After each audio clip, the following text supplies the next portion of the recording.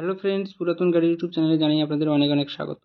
Friends, আজকে আমি আপনাদের জন্য নিয়ে এসেছি Maruti Suzuki desire ZDI plus top model diesel AMT 5 seater BS4 white কালারের লো মেইনটেনেন্স গাড়ি।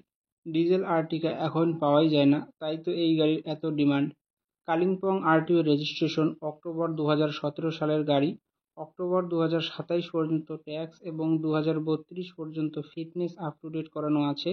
একদম ফ্রেশ কন্ডিশনের গাড়ি, পুরো অরিজিনাল পেইন্টের গাড়ি। গাড়িতে কোথাও কোনো স্ক্র্যাচ নেই এবং অ্যাক্সিডেন্টের কোনো রেকর্ড নেই।